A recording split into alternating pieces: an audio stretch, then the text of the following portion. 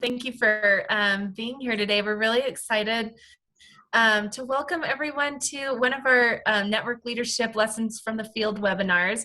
Our typical webinar has guests outside of VNL and people from the field, but today we were really excited to host one kind of from an internal perspective on what we're doing at Visible Network Labs and how we're engaged in ecosystem mapping and tracking. And so we're excited to welcome everyone here.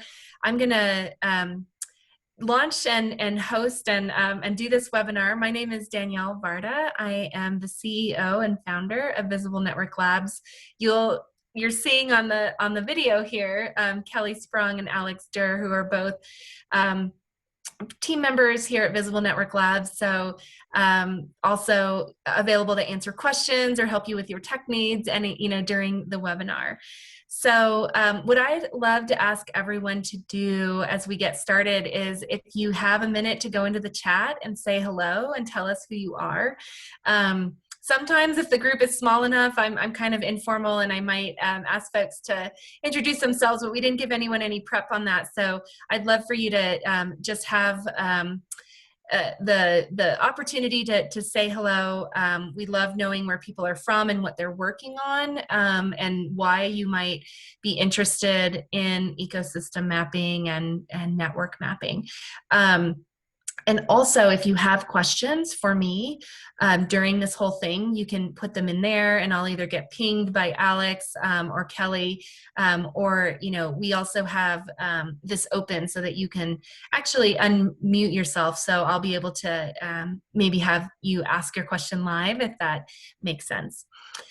So be sure to put those questions in. I'm going to go ahead and share my screen, and I'm going to get started with a presentation today. But I also hope and plan to show you a demo of some things. And so what I want to be able to do is go through ecosystem mapping. And I'm using the term ecosystem mapping in a way that is almost new for us as well at Visible Network Labs, but we're going to focus on that today. We still take a network perspective on ecosystem mapping. So I'm going to go through all of that, but I'm going to do a little bit of conceptual work here. I'm going to work on helping us all think about what we're measuring and why we want to measure this, and what is really important. A really important concept on ecosystem mapping is really understanding what makes up an ecosystem and the different levels in which you might view that ecosystem. So I'm going to spend a little bit of time on that today as well. So first, I'm just going to go into what we are, who we are at Visible Network Labs. Our ultimate goal is to make invisible networks visible. And that might sound pretty obvious, but what we know and believe is that there are a lot of social systems and a lot of connections that we're all embedded in and that exist all around us, and yet they're pretty invisible to everyone. So for example, every one of us on this call has our own social support system, the people that help us with the things we need. And yet it's really invisible to ourselves and also the people who care about us. And it's one of those things that's probably the most important to things like our outcomes.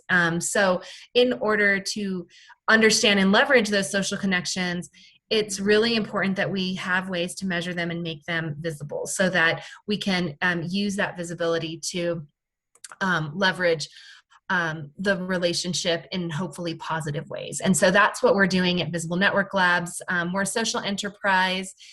Our mission is to help people leverage network science to strengthen supportive connections and improve the outcomes of their work. We do that through learnings as trainings and workshops. We have opportunities for collaborative innovations, and our primary focus is on technology-based tools and for mapping and data collection. So I'm going to focus a little bit on that. This is an old picture from our Network Leadership Training Academy. I think some of you, even on the call, might know us from the Network Leadership Training Academy. So feel free to put in the chat if you're an NLTA alum. That's always a good connector for all of us.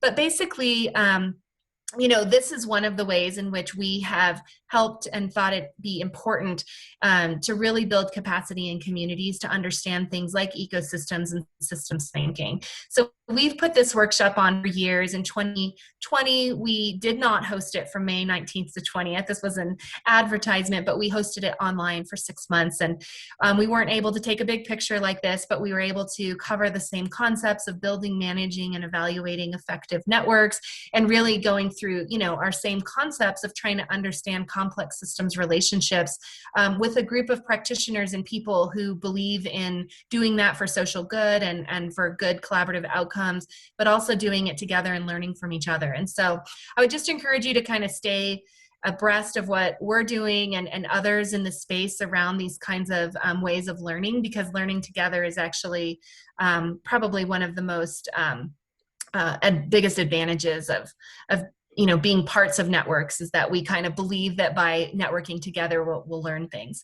So we run the partner platform at Visible Network Labs. Partner stands for the program to analyze, record, and track networks to enhance relationships.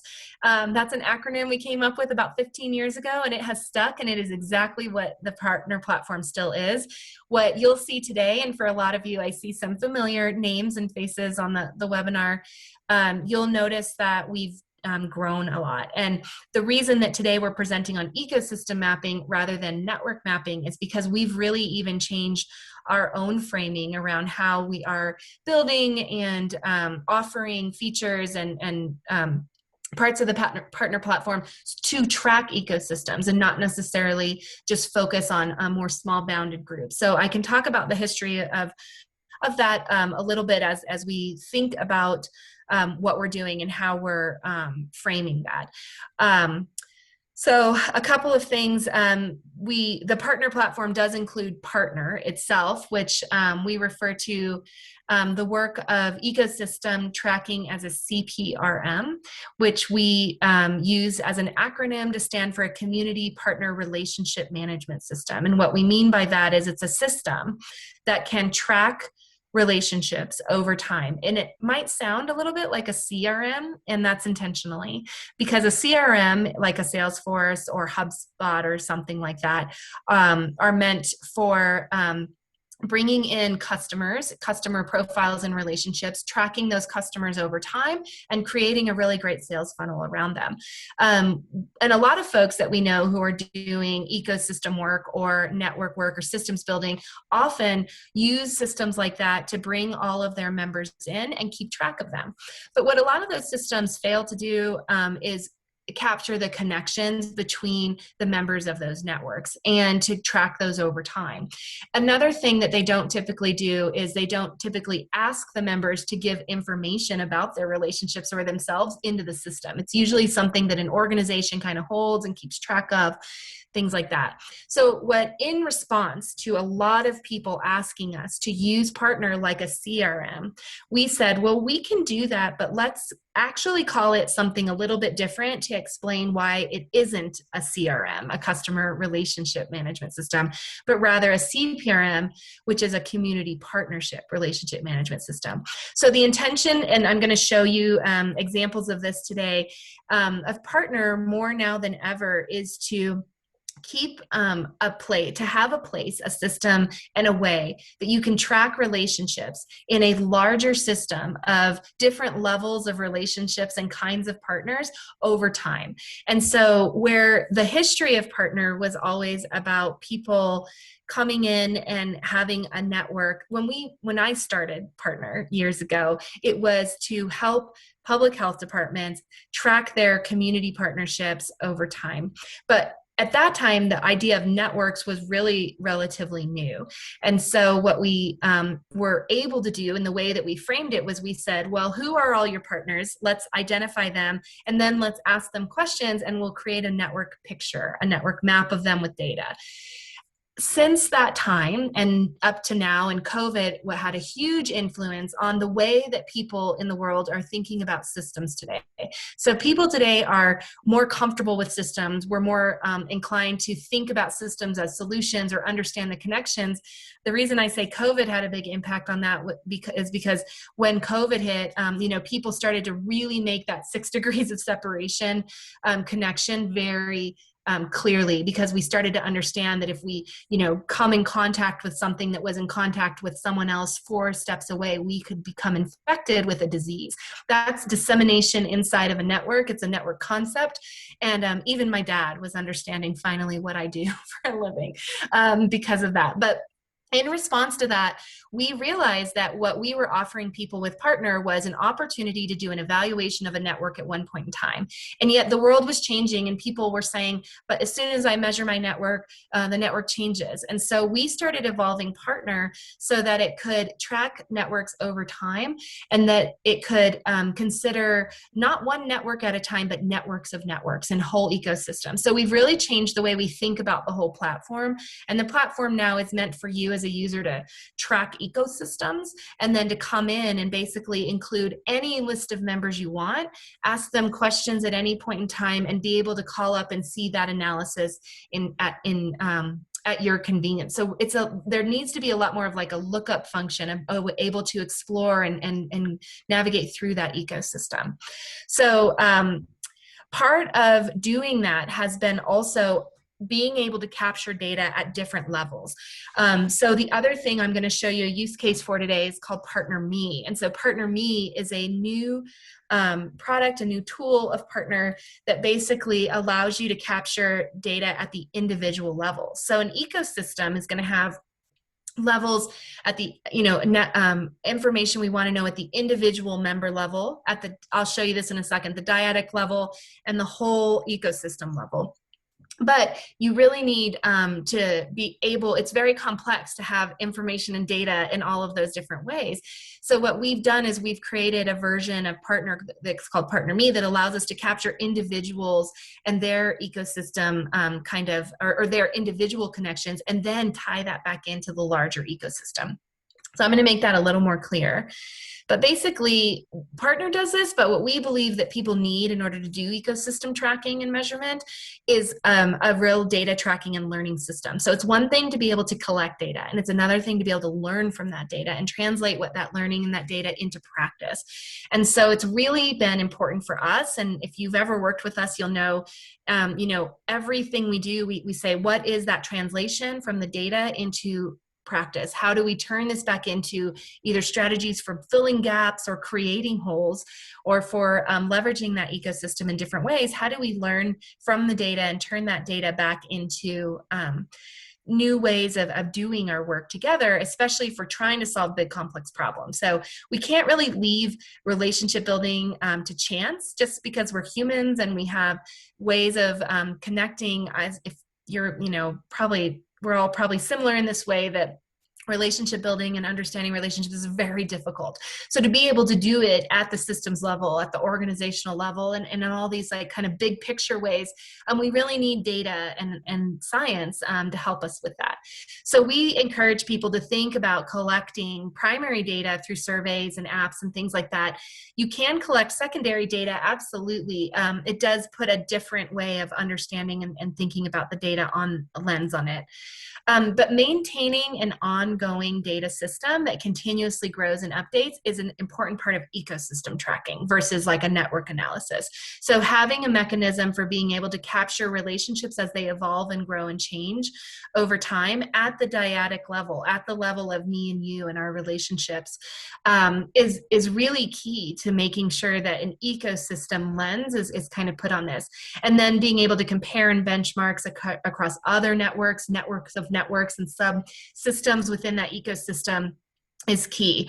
And one thing that we have also kind of started to commit to and try to focus on is how do we then take all of that data and information that we're collecting and make it public facing for collective learning. So if we're collecting all these data, so again, different from like a CRM. So if a CRM is meant for our organization to understand our customers and how we can really track those customers so that we can, get them right into the right sales funnel that we, need to, which is great work. But if we're asking people now to contribute to this system, to give us information about their relationships, an ecosystem lens is really not a single focus view on it. It's really everybody's view on it. And then there's kind of these checks and balances. So as we've continued to grow and evolve and work with partners and people out in the world, these are the kinds of ways that we are helping to design projects and to design thinking and learning for folks that include all of these different components, that we hope can get them closer to understanding their ecosystems. Make sure you put any questions in the chat. I'll try to keep it open and see if I can see. Okay, I just opened it. Oh, and hello, Dave Hackett, an alum, of course. Dave has also been a presenter for us. So great to see everyone over there. I'm going to not get distracted and read the chat. So I'm going to talk just for a minute about a little bit of background. So we've been doing this work for some time because of this new norm that I actually just described a new norm. So this slide used to say like a new paradigm of thinking, and it was the network like way of thinking. Now we moved into the network way of working, where networks have become institutionalized. They are almost the required of almost anyone in work today. So when we all went to school or became skilled in a trade, it's usually focused on one thing. But now we're going into jobs where people are saying, hey, now that you're here, reach out and look for resources and connections, where find other information. And suddenly we have to become network weavers. And none of us have gone to school to become a network weaver, or, and most of us have just, not been winging it all along. So there's this new way of working that is requiring, competencies in our jobs. And yet we don't really have ways to learn, and become skilled at that. And so that's what we're trying to bring to all of this, and why we do webinars like this and create resources like this, is that we want to give people the skills and build their capacity to be able to do this. But now we're kind of beyond the network way of working, and we're really into this kind of systems way of doing. And I think that people are more naturally thinking about their work and their lives and their outcomes as systemically connected. And so it's just a totally, I think, different time. I think 2020 really launched us as a collective human race, into a systems way of thinking. And so it's exciting to be in this field and in this work. But that's how we conceptualize a little bit of this. One thing I wanted to bring up and still focus on, if you've seen me present before, you'll know I almost always use this slide.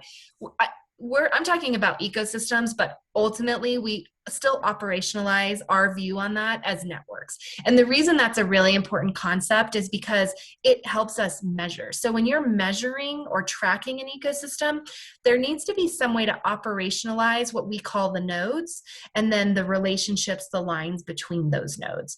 So by operationalizing an ecosystem as a network, as nodes and lines, it allows us to measure it. And this is, it might sound too simple, but it's really that simple. Everything in an ecosystem can be a node or a line, everything. So the node is a person, an organization, it can be a belief, a place, it can be a thought or an idea. So as we transcend from a bounded network into an ecosystem, the ecosystem, really the question is, what's impacting each other? How is everything affecting each other? And so depending on where we want to go with our lens on that, we might need to go beyond the real tangible of people and organizations and conceptualize these nodes as concepts and ideas and places and things. So that's something we're getting more and more into. And then the relationships between them describe how they're connected. And that's the ultimate thing we want to measure. What is the quality of that connection? How does that, when that connection is activated, what happens, and what happens to the rest of the ecosystem, and what are the attributes of those nodes that tell us and help us explain those relationships. So that's why we still use networks as a framing to understand and track ecosystems, even as our thinking about them and our ability to analyze them is getting more complex. The lovely part of that is that it always will come back down to these nodes and lines. And if you are an analyst on the call, you'll know that like you need a data structure behind all of this. And so what I'm not talking about today is like doing qualitative interviews for understanding, trends in your ecosystem. I'm specifically talking about measuring and tracking ecosystems using this approach. And one thing that is kind of complementary to that is the method of social network analysis, which is, a statistical analysis that allows us to collect data on who's connected to whom, how the connections vary and change. And we focus on the patterns of those relationships, including things like the type of relationship, the extent, and the quality of those connections. So we continue to use that methodology. We just expand on that methodology in a lot of ways that are letting us bring in secondary data and lots of layers, GIS information, GIS systems, and a lot of new types of analysis, including, machine learning and AI, that is allowing us to take network analysis and network data, but learn from it in ways that can allow us to look at it from a larger scale, and understand the trends in almost more sophisticated ways. So one thing I wanted to go through for an ecosystem lens is that it's really important to think of, we always have to think about what the unit of analysis is. So what are we tracking? And so ecosystems are going to vary in size, shape, and composition. And what, there's questions like, is this picture in front of you the whole ecosystem, or any one of these the ecosystem? So what is the ecosystem? And unfortunately, we're never going to get away from the need to bound these things. Infinitely understanding of a system or ecosystem is a little bit beyond what we're trying to do here today. What we are still trying to do is bound it in some way so that we can measure it. But really, this is a construct, a term from social network analysis called the whole or sociocentric level, or from graph theory. And so basically there is the level of, we want to know all. We want to know all of the nodes and all of the connections between them. So that's something that you can see here, for example, in this picture. But we can start to break that ecosystem down into its parts. And so, for example, there are subgroups within the whole networks, within the large systems.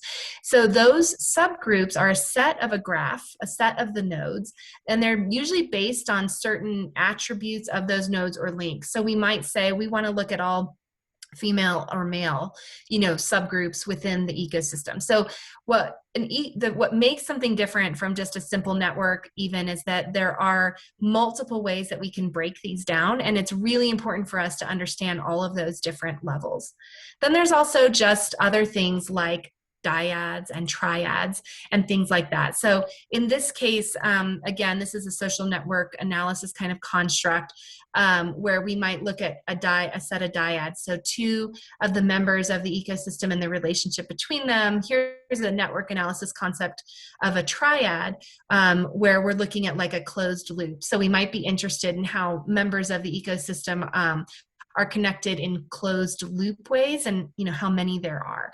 But my favorite way to analyze ecosystems is at the dyadic level. I love to look at any two members, the relationship between them, the attributes that they have, and try to understand if we can make sense of that. And so by collecting data at the whole network level, we can begin to break it down at all these other levels. So that's really allowing us to put this lens of system and ecosystem on the data.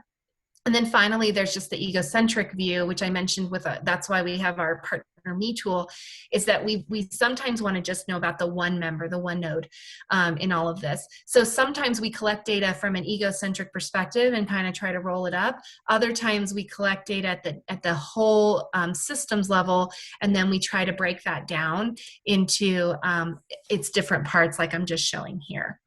So those are kind of levels of analysis, unit of analysis that need to be considered in an ecosystem mapping and tracking system of the sort that we're referring to, like from a network lens. And so that reason I wanted to go through all of that is because that on our team at Visible Network Labs, this is what our data scientists, our engineers, this is what we are trying to do, is we're trying to take every derivative of each of these kinds of levels of analysis and put them together into a useful view where we can collect data on them and then understand it and turn it back into that learning system. And it is hard. It's really hard to track all of those things. Our data systems are pretty complex, but our whole goal is like, can we do this in a way that makes it really easy for people? So what I wanted to do is kind of start to show a little bit of some case examples, and then I'll show a little demo of how we're doing this. But here's an example of an egocentric map. Well, this is an example of a map collected using Partner Me, where basically a person inside of a system has been asked some questions. And so in this kind of view, a person, which says you there, has answered questions about, for example, who they are connected to, who, let's say, helps them with the things they need. A traditional egocentric question from the General Social Survey, the GASS survey, is who do you discuss important matters with? So we might ask people questions about their personal networks, and they can tell us, and we can connect the dots on that. But what makes something, shifts it down into more of a systems thinking lens, a systems perspective, is when we start to ask them other things about their relationship. So in this case, we've asked them, what things do you need help with? And so then they've put childcare, food, work, and transportation. So we've conceptualized those needs as these nodes. And again, we conceptualize these ecosystems as nodes and lines. And so here we're able to capture a couple of really interesting data points on any one individual inside of a system, who they are and their attributes, their characteristics, the folks they're connected to, and then the needs that they have. And then we went one step further here, and we asked them, of these people that you listed, who of them help you with the things you need? And that's an interesting way, now that we're getting into another level of analysis, another level, and uncovering another part of the system. What we're doing with this kind of information, and I'll show you the actual use case of this in a second, we're using this to understand social support networks in clinical settings. But what ultimately we want to do is we want to take that picture, that egocentric lens, and tie it into larger systems perspective. So these people that we are asking questions of are navigating systems. They're working through resource referrals. They're going through their lives, trying to figure out how to, connect with government resources and the things they need for their families. And all of those things are connected to themselves as well. So these resource referral networks are also their own subsystem. They also have their own set of connections, and those are also important to capture. So what we're really trying to do is take these different levels and kind of embed them inside each other. And where we've really made a lot of progress on this kind of measurement is being able to take a node like this and consider it as different node types. So here, these are nodes as needs. These are people, but we can also conceptualize those nodes in other ways. And again, that allows us to then embed those nodes inside each other to look at the different layers of those systems. So what we're looking for here are things like, where are there connections between different subsections of the network that are important or crucial to our outcomes. We want to be able to really do member lookups to really understand deeply the individual members and the roles they play, and then how they interact, for example, in triads and things like this. So what we do with that information, and what we think is really helpful on ecosystem mapping and data tracking, is to be able to aggregate that information at the highest level, so at the ecosystem level. So in this way, you can take the information that you get from the other lenses, and as long as we're still talking nodes and lines, these create these pretty rich data sets. These data sets can be used to analyze all kinds of different things, from cross tabs, comparing two variables to each other, to looking at subsets of the population, pulling out relational data and demographic data. And so understanding things like how many women ages 40 to 50 are reporting strong ties with formal connections in the system. We can break out the ecosystem into these very nuanced levels of data and understanding when we've collected it in that way. So what we think is really important by when you have an ecosystem lens, a lens on a whole ecosystem, it's to be able to look at your data from all these different levels and then the interactions between them. So that's what this has enabled us to do. And believe me, we have, we're all staying up nights trying to figure out how to make all of this conceptually make sense, and also from an engineering perspective, make it all work so that the data and the analysis tools all work together on this. But it's been really exciting to kind of come up with this work. Some considerations in ecosystem measures really are the same that we've been working on in terms, and I've been working on in terms of measuring all along. We're talking here about data tracking, which means that we need to think about how the data appear almost at any point in time. And so for that reason, what we want to be able to do is really think about both what the data how the data are connected to outcomes, but also what the inputs are into that data tracking that influence that. So what we know is that, garbage in is garbage out. And so one of the things that I have found to be the most perplexing, I think, in a way, is a little bit of a sense that we can use almost any data to understand ecosystems and networks.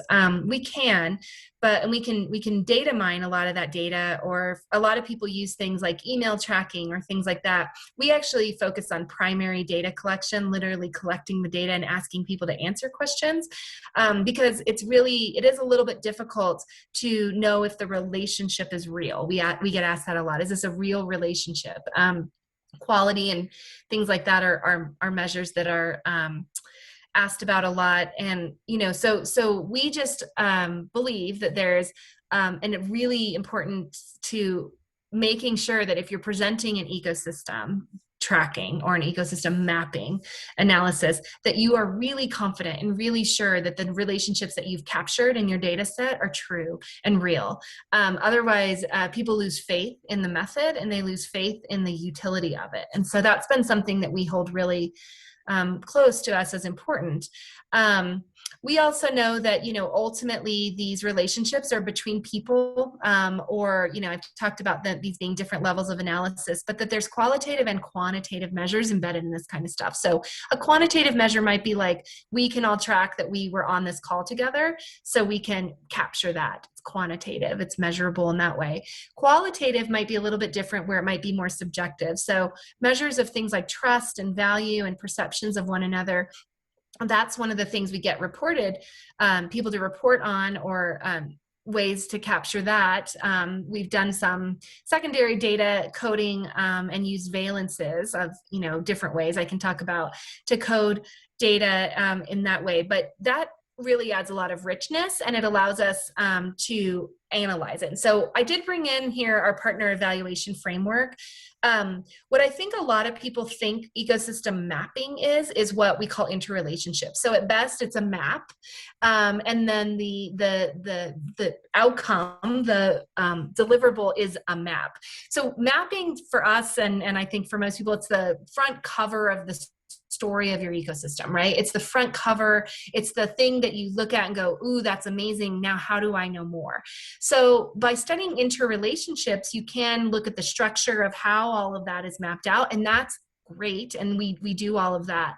But it's the data behind all of that. It's the measurement and the concept of the connections of those ties and the quality of them that actually help us to think about other parts of the ecosystem, and then turning that into action and translating that into meaning is far more meaningful when we go beyond just interrelationships. So we measure other things like contribution or attribution, so explaining the formation and evolution of those ties, perceptions, understanding how members perceive relationships of each other, and then agreement, so like how the degree to which people agree on the tie and the relationship between them. So last, I do want to make sure that I have time for any questions, but I thought what I would do is I would show you an example of something that we're pretty proud of here, which is kind of the use case of Partner Me and how we're using that right now. I've mentioned it a few times, just a little bit of background on that. We developed Partner Me because we had been doing a lot of ecosystem or network tracking, network mapping, and analysis around systems of care for babies and young children with special health care and developmental needs.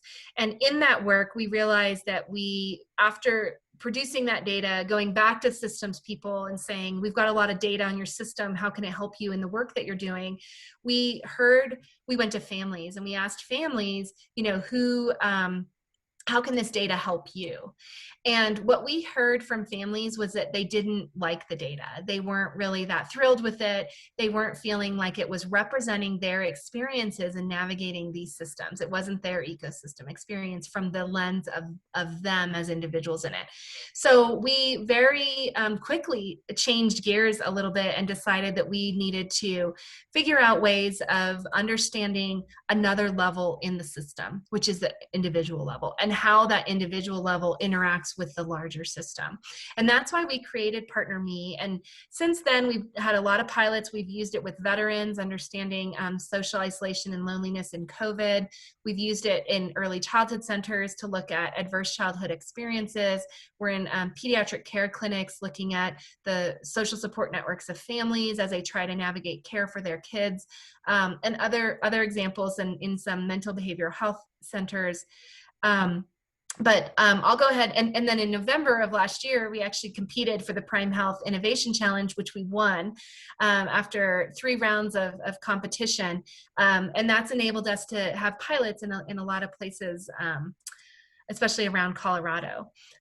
So the reason I wanted to bring this up is the way that we're thinking about this as an ecosystem has been really important into the building of this. Because what we know is that we could build a tool that screens people and links them to resources, but it's not taking a systems lens and it's not taking an ecosystems lens if we're not considering how all of that is interacting.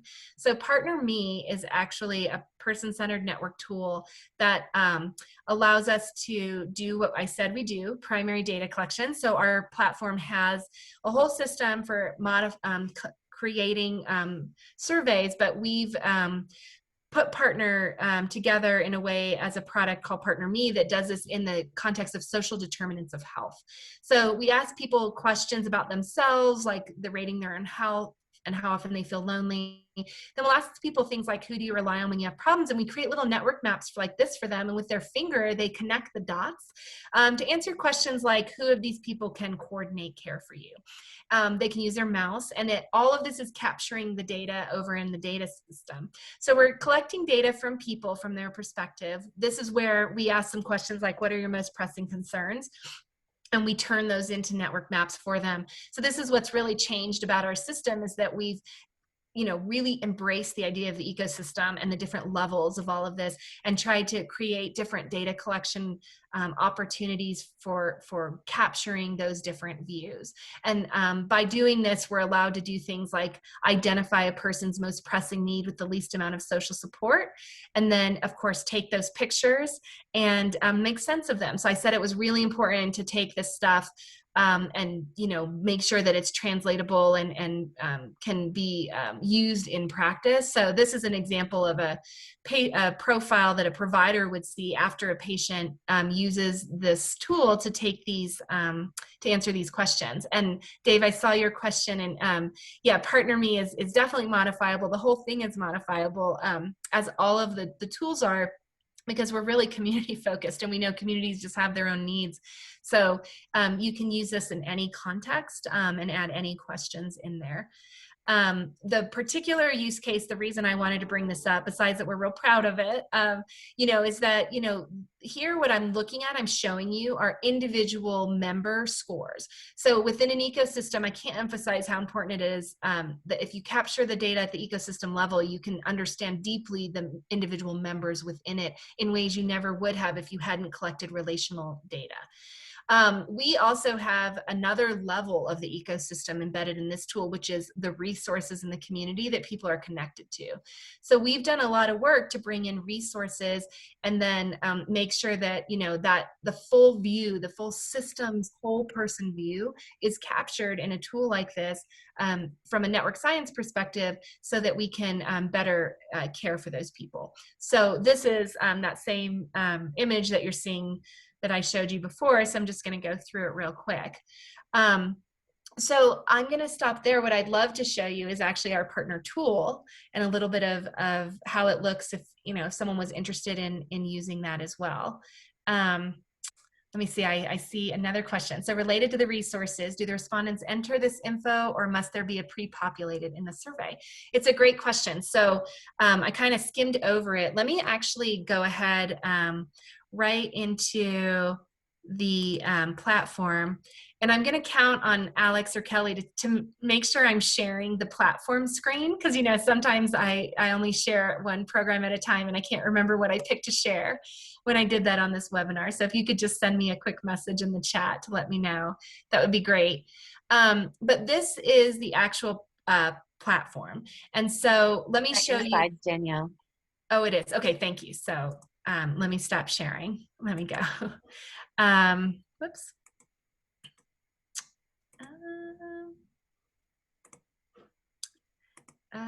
Let me just share my screen. Okay, so here is the platform. Okay, so let me do one more thing. It was helpful to have that chat up because I can see there's some questions. So thanks for putting those in there. Okay, so I want to answer the question on resources. So I've gone into our platform. This is partner, and I promise, Amy, I am answering that question. When I go in, I logged in already, and when I log in, I see just a ton of projects because I'm very, our elder, I think, on this platform, and so I have the most in here. But I have my own projects, and then people have put me on as a collaborator on their projects. And what I'll do, I'll go to the Partner Me demo just to show you this part. So, Amy, the answer to that is that if you use Partner Me, when you set up Partner Me, you actually have the opportunity to upload a set of resources in there. So the resources are put in by you, but we're also working to develop partnerships with folks like 211 and other resource databases so that it connects to them. We have a lot of integrations happening right now around those kinds of things. But basically, one of the strengths, I think, of a data tracking and learning system, and for sure something we're also proud of at Partner, is the members tab. So when you go into your system, you'll see overview, members, surveys, emails, analyze, and report. So these are all the things you can do. I certainly won't have time to do like the full demo of this, but always happy to do that for folks. But I more wanted to touch on the concepts today. So basically, what's really interesting is when for my members, you can see that I have a resource list over here. So that's been added in, and you can either put that in yourself, or we help a lot of folks get those set up. But then we also have just a list of whoops, I don't know what I just clicked on. There we go. But here is an example of, a report that pops up after someone answers a survey. So what I love about this is from an ecosystem perspective, we're able to, really track like how these people are embedded in these larger ecosystems. This is what I showed you. But what's really interesting about the resources when you bring in and that's one more level that, when we're thinking about the problem of how do people navigate systems of care? Well, there's people, there's providers, there's their own social supports, and then there's the resources. So this is a real true ecosystem question, which is why I brought it in today as a use case example. But basically getting a view of your ecosystem from a geographic perspective, what you're seeing here, but also from this perspective is neat. And so, Amy, what happens here is after the resource has been brought in and someone says what their needs are, the resources get populated here, but what the provider can do is actually come in to the system and customize them for people. So that's really a neat way that you can make an ecosystem really work for a person. Our system then captures this as a data point, and that's how we map that larger view that I was showing you. So in the larger view, we map needs, resources to people, and we connect all of the dots on that.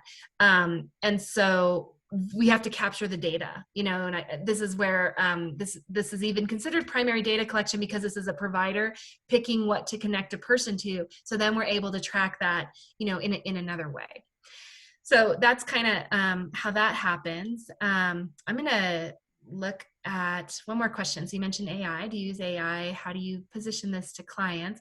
So Rich, we're not using AI at the moment in this, in the platform. So the way that we build all of our tools is that we work with partners and clients, customers who hire our team to solve certain problems for them.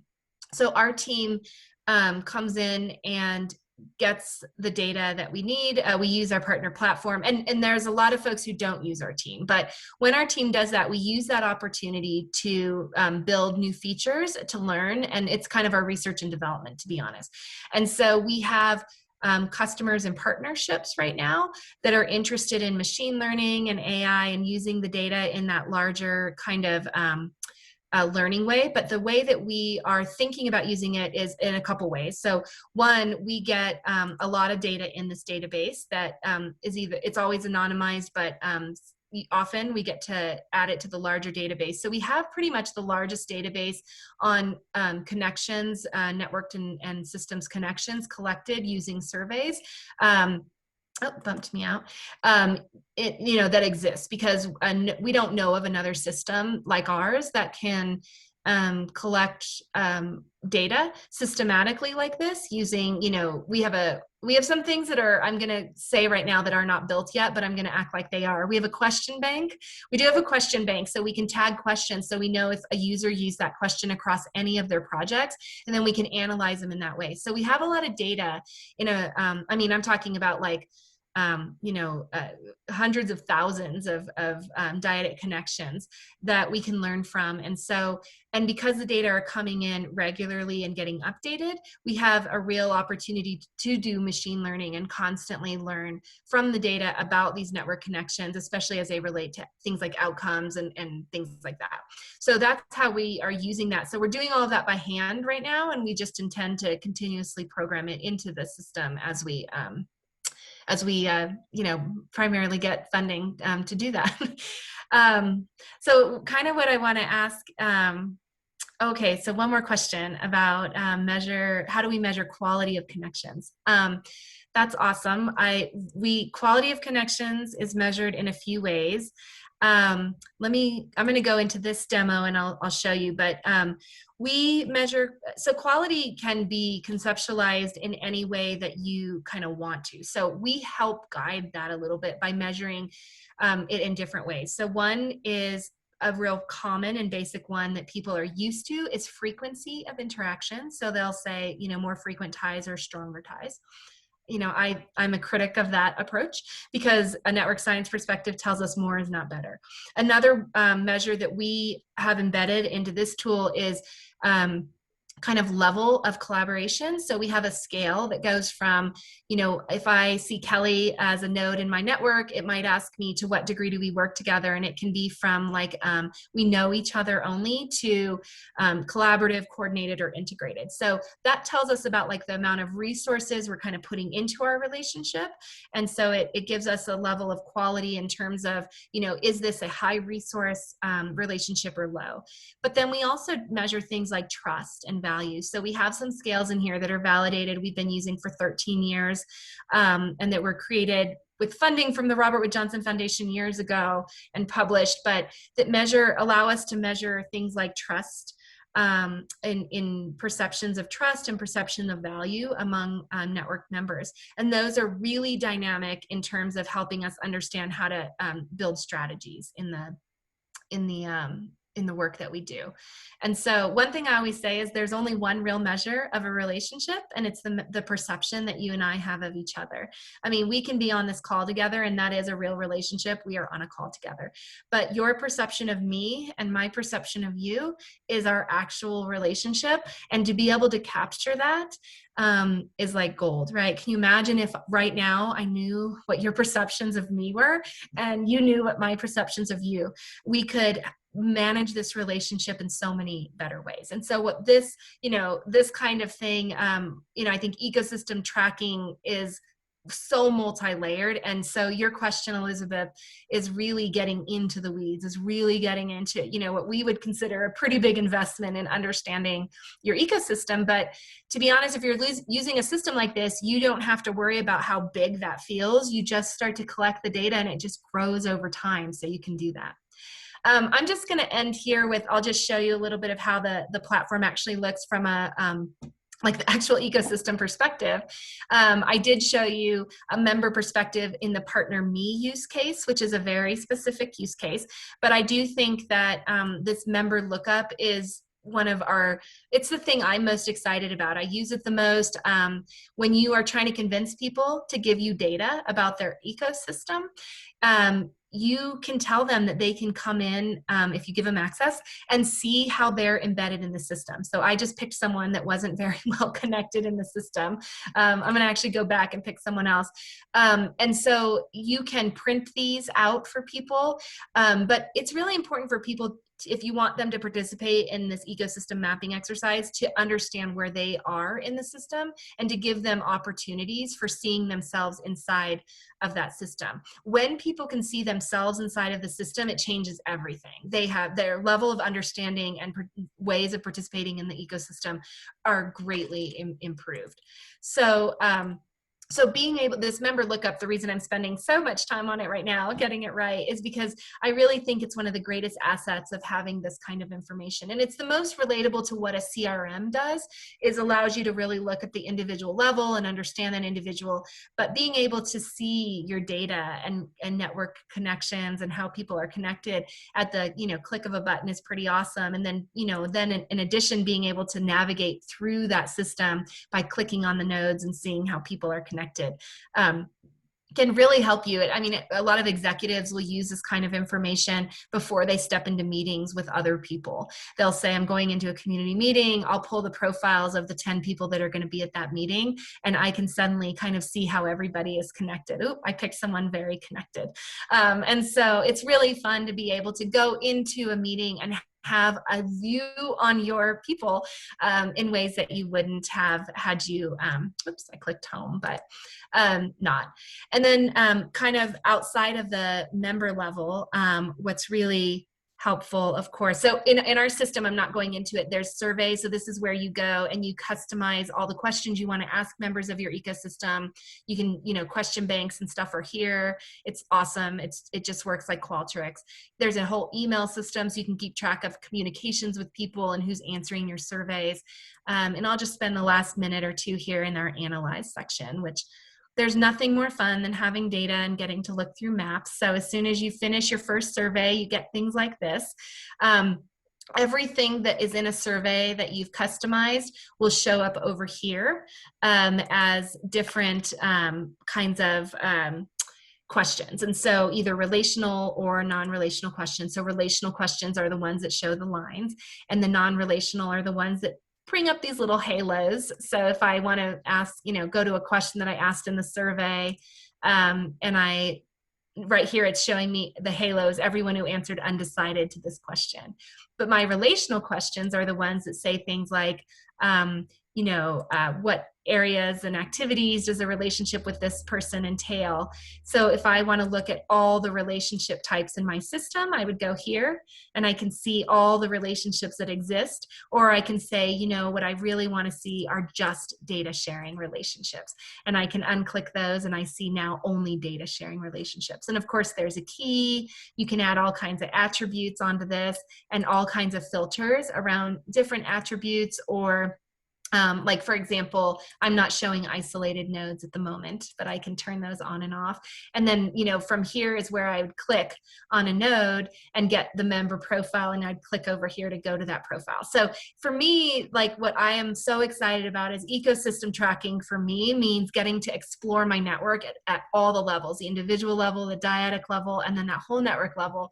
And it's really fun to watch that happen, you know, in this way. And it's total kudos to this team I have that has, you know, just built this thing out. But, you know, here's a view of your ecosystem on a GIS map. And so, you know, there's of course, here we've put in Colorado district and house lines, as well as some service areas for a hospital.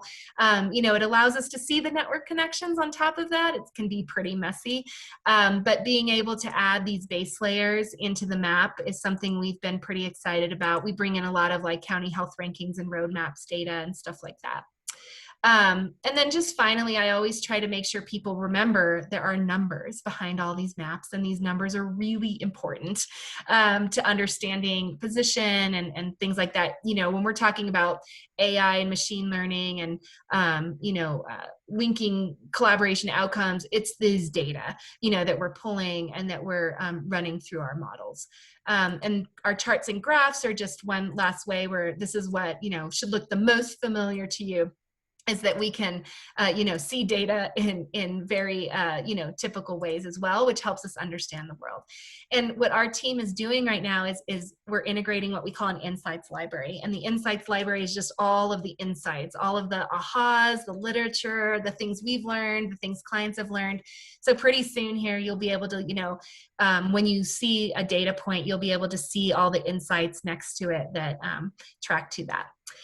So you can tell I'm pretty excited and proud of what we've built. And, I know I always say it feels kind of funny, like sounding like I'm trying to sell the whole thing the whole time. But what I'm hoping is that, we're contributing to the larger effort of how we're understanding ecosystems and the ways that people are connecting in the world or not connecting, just so that we can, we think the problem of adverse social connectedness is an intractable problem, a wicked problem that will never go away. And so, it's just our hope that we can work with partners and continue to build ways to bring insights and make those things visible.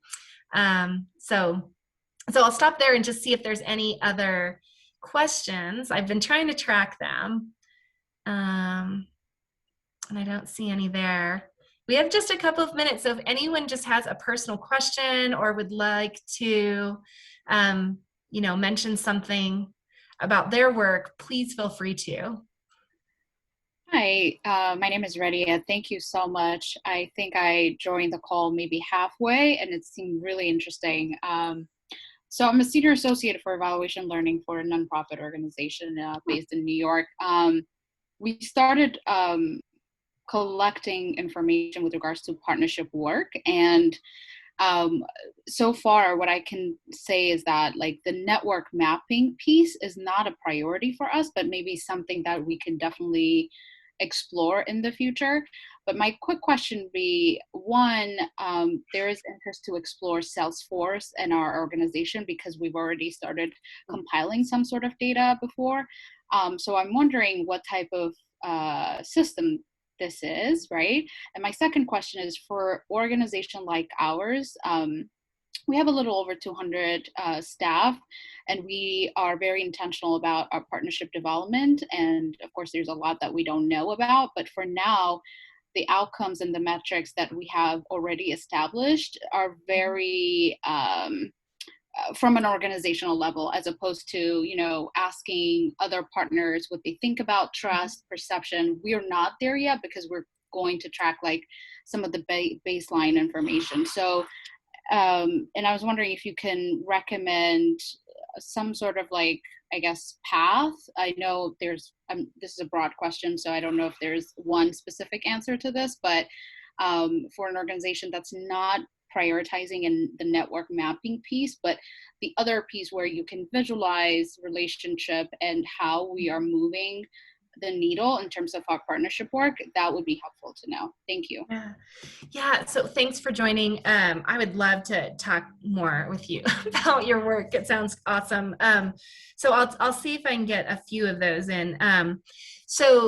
We are just starting to integrate with Salesforce in some ways, because what we have are people who have basically a list of folks in a Salesforce database, and they want to use the system to capture or to collect data on those. And so we're working on that a little bit from the health systems perspective, but I think that the primary difference is in Salesforce, you wouldn't be able to capture that dyadic tie between two, especially as it gets more and more complex.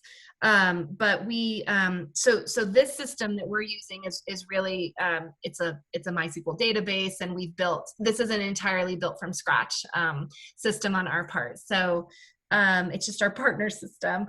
But in terms of your metrics, one thing I wanted to say is I totally am with you. I actually, when people are just ask us like, can we do network mapping? Mapping is never the end goal. Like, we're not even really that that to me, that's just like the cherry on top. It's just that data, but behind it. So what's interesting to me is you were saying you were collecting at the organizational level. What I understand, I think you're saying is not at the dyadic level yet, which is the connection between the two, but asking an organization or a partner information about them. That totally makes sense to me. So the first step in the next way of thinking about what you want to collect would be a dyadic capture of a relationship. So probably not enough time right now, of course, to talk about that. But I think I understand what you're saying, where you're going, and even if you're not going to map, you collecting at the dyadic level, it is truly my most interest. It's the way I find it most interesting to see the world of connections and networks is at the dyadic level. But once you have a dyadic level, if your node labels are captured in a certain way, you can start to roll it up. So, anyways, that's probably a bigger question than right now. So feel free to connect with me or my team, and I'd love to actually flesh that out a little bit better. That was probably not a very good answer. I don't know if there's any other questions. Okay. No, okay. I didn't know if these were questions or just thank you. So awesome. Okay. Danielle, yeah. Do you have 1 minute? Hi, Mr. Nelson. Hello. Hi. Yeah, I'll stay on, of course. How are you? I'm doing great. Just for anybody who's interested in the context of this question, I started a organization called Inside Out Network, and it connects people leaving prison with the reentry providers on the outside, and we've created a multi-sided platform to do that. But I'm interested in the long run, and as I'm looking, and especially about this ecosystem mapping. So on one hand, we have the mapping the ecosystem of 9 different categories of service providers, right? And that's really helpful, and that takes a certain part. And I see the potential there, but I'm really interested to know, how would you, and do you work with something like the whole other side of our platform, or all the people leaving prison? And where the demand, how is this used for, can you map 20,000 people that are, and if we have the supply mapped, like these are the providers, and now on top of it, we have all the people seeking the help, but to see where the mismatches are, where there are duplications, just in terms of matching those up, is there a layer, to kind of visualize this? Yeah. So that's exactly actually even like our whole big vision. Right now, the way it's happening is in 2 workflows. So we're capturing the person's perspective and all of those maps, and then the systems level. I mentioned that we do things by hand before we program them in. So we have a couple of projects right now that are capturing data at both levels. So we see the way, and really the truth is, like, when we ask people at the individual level, like how they're connecting to the system, we don't often see them answer in the beginning that they have a lot of systems connections. So there's a lot of disconnect. But if, like in your intervention, in your project, and others that are hoping to connect people in systems to resources. Sorry, I just said that wrong. What we want to see over time is these people who are not connecting to the system, we want to start seeing the change of connections happening between the 2. Right. And so, so actually the way that we're starting to do that is with that resource database that gets populated into our Partner Me tool. So we're keeping that, but those people in that resource database are also getting asked to answer how they're connected. So we're starting to connect all of the dots. To automate that yet isn't happening. We're doing that by hand, only because we got to figure out all the steps that we want to program in, because it's too much. So it's definitely complicated, and it's the end goal is to see how it all layers on top of each other. So I think I think it. Fred and I have a history of me being terribly bad at connecting back with him. So I'm going to say here, like, let's connect after this on that. And, the good news is Visible Network Labs has grown just so much, and we have so much more capacity right now to actually work with folks than when it was kind of just me and 2 other people. So we'll have to connect. But thank you for coming today. And, I can't wait to hear more about your work. And it's a perfect question, because that's what we're trying to be responsive to. So great. Thanks, Danielle. Okay. All right. Well, I'm going to go ahead and say goodbye, and a big thank you to everyone. Stay connected. We love knowing people, and there's just a lot of folks on this call that were kind of new to our community. So let us know how we can be in service to you or a friend and partner. Thank you.